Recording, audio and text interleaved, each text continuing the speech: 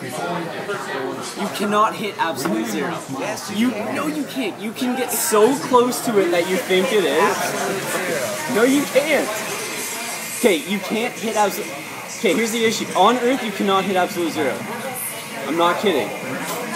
Because you cannot create a vacuum, have a power source that doesn't lose any energy, and have it all contained without touching the Earth. Because if it touches the Earth, you lose heat, light, and... Airplane? No.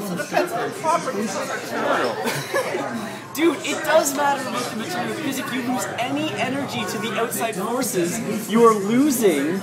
Okay, please, people. You are losing that little bit that will get you to absolute zero. You can get so... There is such unconducted materials that won't actually do anything in contact. I disagree. Okay, you're saying that your power source is uranium, but it gives off. You asked for a power source. Okay, well uranium doesn't work because it gives out gamma rays, and gamma rays can be seen, therefore it's light. Gamma rays can be seen, therefore you're losing energy. So you need to figure out a different power source. Because if you don't, then I win. No, you can use any end of the high-end radioactive material. Okay, but can it be seen by anything? Light, heat, anything. Can you see it? You stop. If you can see it if it gives off light, if it gives off heat, if it gives off any energy at all, you lose. John Sharp? Yes. Fuck you, I hate John Sharp. Anyways. Okay. The loss of something does not mean you cannot obtain. Fine. Bypass this. You can use a radioactive material that doesn't lose any energy at all. We'll go with that. It doesn't matter. Okay. How do you create a vacuum? I don't actually know how to create. Okay. Make it to what you want. All you have to do is get a sealed container and then suck all the air out. That's how you create a vacuum. Exactly. Issue. How do you keep the vacuum constant? You have to seal it. Exactly. But if you create a vacuum on Earth, the outside pressure will make the container implode on itself. Never stop sucking. Depending on where you that seriously depends on where you are. If you go up in the Himalayas, yes. The outside pressure is just gonna fucking crush. No! The higher you go, the less air resistance there is, therefore the less pressure. No, it'll create pressure up there. So you're saying if you had a container at the core of the Earth, it would implode. It wouldn't implode as fast as if you're on. No, there is a difference. If the higher you go, the lower the air pressure. Yes, but there is still going to be a pressure that crushes. The lower you go, also the same effect. Minimum pressure doesn't just where we are right now. Light. Yeah. No, but the lower you are, the more pressure there is. If you want an example, just go in water.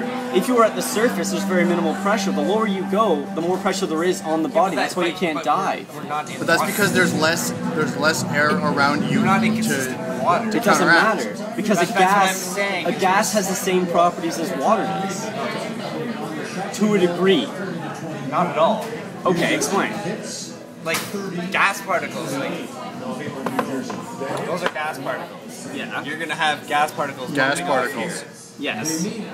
Water particles are more like this. Okay, so the only difference is the distance between the particles. There's no similarity between gas. Yes, there is. No, there's not. The distance between. They do not act the same at all. What happens when you pour gas? Yes, you can. Yes, you can. You can pour liquid nitrogen, and it is a gas technically. But where does it go? It goes where you pour it, and everywhere else. But it goes up. No, it doesn't. Yes. Liquid nitrogen, if you pour it down, it will go down and spread across the floor. No, but the second that liquid nitrogen hits the air, it will turn into a gas and it will actually float. You think the moment that you pour X amount of liquid nitrogen on the ground, that is how much liquid nitrogen you have? No, but think about this. When If you pour think X amount of milliliters of liquid nitrogen on the ground, compared to X amount of milliliters of water on the ground, yes. which is going to stay constant? Technically the water. Exactly. Liquid nitrogen is only a liquid until it hits the air. As soon as it hits the air, it becomes a gas. Okay, but That's why it's called this is liquid one nitrogen. property. It has no similar properties. Gases and liquids. Yes, they do. Yes, they do. No. Yes, they do. Can you pour a gas? No. Yes, you can. Okay, pour gas. No. Like I want you to catch gas with your cup and pour it. Okay. Catch gas with your cup and pour it. Catch it. Pour it. Please. Hold on. I would like Okay, to, hold on. I would Hold like on. you to Hold see you on. Hold on. pour gas. Have you ever seen an air cannon before? Yes. How do they work? That's direct They gas. compress That's the not gas. pouring. Technically. That's not pouring. Oh, come on. That's not pouring. No, You're they directing they gas. direct gas down a tube That's via no similar compression. properties. You can compress a gas, but the problem is You with don't the need gas. you don't need to compress it. No, but think about this. If your brake lines were to run on an air source rather than a liquid, It wouldn't work You're- because the- you compress it. gas can be compressed. Liquid cannot. Therefore, Liquid can be compressed. not as much. It can be compressed. Not to the same though. degree. Yes, it can. No, for the same Not to the principles. same degree, For the same no. principles of what Greg said with the particles. The particles are further apart. Therefore, when you compress like a gas, potential it'll energy push them increases. together. When you okay. compress a liquid, you go The from here to biggest issue here. right now is the fact that you are saying that gases and liquids are completely different. I tend to disagree. They are different to a degree, but they're similar as well. Yes, they are. Can you compress gas? That's Can you compress gas? yes. Can you compress a liquid? Very hard. Okay. Can you compress the both of them? Yeah, we can compress a solid too. So Yes. you're gonna tell me that the liquid is the same as a solid and the same as gas. They have similar I can properties. compress you. Does that mean that you're a liquid and a gas? Technically, I'm made up of 90% water, so yes, I am a liquid. 98. There you go. So, anyways, not 98, 92. You know, actually, like you have to buy like buy 2 bags of fertilizer to equate the amount of nitrogen in your body. Yes. That's fucked up. Okay. Anyways, do you want to go back to the main point? The fact is, they're not the same. The main. You're arguing the chemist on physical states of matter. I'm arguing with you on the fact that can you create a vacuum on Earth? Yes. I should have got another beer. What do you think the Hadron Collider runs on? The fact that you have a vacuum and able to throw a particle around at mass distance. You think that particle is going to operate on nothing but a vacuum? You have to operate on a vacuum. It operates on a vacuum, yes. It is created. Okay, it is a vacuum, yes. I agree with that completely. Because you have to. Could not throw Exactly. an atom However, around. do you know how much heat is lost because of that Hadron Collider? Yeah. Yes.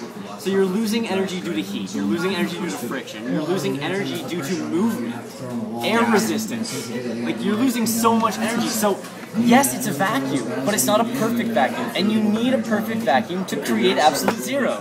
You don't need a perfect Yes, vacuum. you do.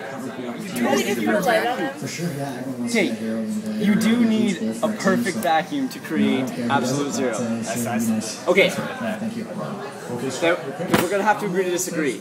I think we're after. Because my opinion is you have to have you have to have a perfect vacuum with no outside forces on it. If you have an it's outside, like it's like saying like, okay, I get 100 on this test, but there's a bonus question. But even if I get that bonus question right and get that extra 5%, I still just got 100. technically no. Exactly. That's my point. Is you can overshoot absolute zero.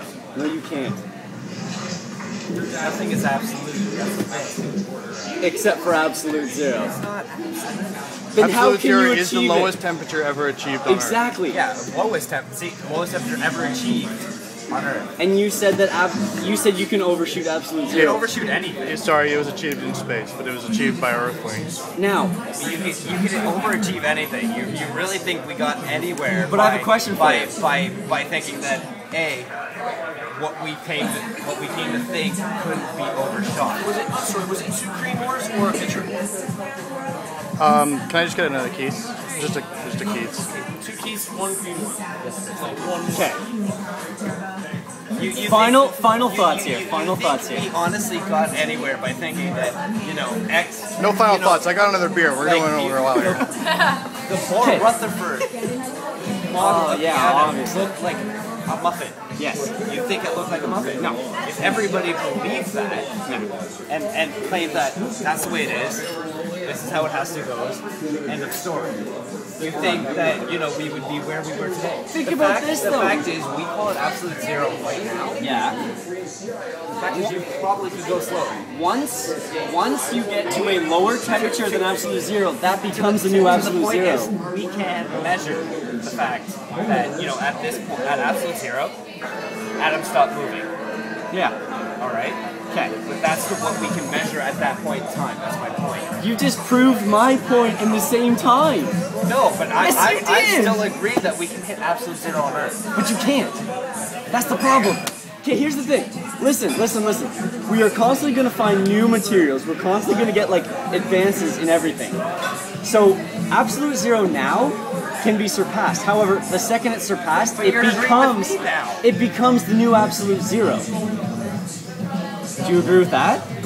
Then we're arguing the same point. No, just we're on not. different facts. You think it can be achieved on Earth, and I say it can't be. But we're both agreeing that absolute zero can be overachieved. Technically, no. I'm not agreeing to that. I'm saying the second it is overachieved, it becomes the new absolute zero. Which is what I agree with. Okay. But I'm But the still fact is, not you can agreeing overachieve it. because it hasn't been achieved yet. Exactly what I've been saying. No, you said that you could achieve absolute zero on Earth, and I say you can't because the fact that we can't do it in space yet. We've got. We can do it in space. How would we know about absolute zero? You can't do it in space because there's light. Because there's light in space, you cannot get absolute zero. There is reflective material that will bounce back. So you're saying that you have to have reflective material touching whatever you're using to create absolute zero. Well, you're gonna have to have something to create a vacuum. in space. Yes, okay. You have a You're gonna container. have the material. Okay, listen. You're gonna have a container that creates absolute zero inside. But you say you need something on the outside to bounce the light off, correct? But then, why do you need something on the outside? Why can't the container be made of reflective material? Okay, so it's made of reflective material. How do you think? Like, Here's the issue though. That's light rays why going do you think into it creating reflective heat. glass is made? That's not like something special put on the outside of the glass. It's actually glass that's made that way. Yes, okay, I understand that. Here's the issue though. Light particles that hit that create heat because of friction. Heat will screw up your attempt to create absolute zero. You can't have any outside forces acting on whatever you're doing to try to create absolute zero. What you need to do is create absolute zero in a vacuum. Not you have to have your container creating a vacuum to create absolute zero. And then you You're need looking at heat as like the heat that hits the earth. Like you realize, I'm not talking a massive number. I'm talking a tiny increment. realize how much heat is hitting the earth Yeah. all at once. Right from the sun. Like that those particles Not only the from sun. the sun are arriving in 15 minutes. Not 15. No, It's actually, 8.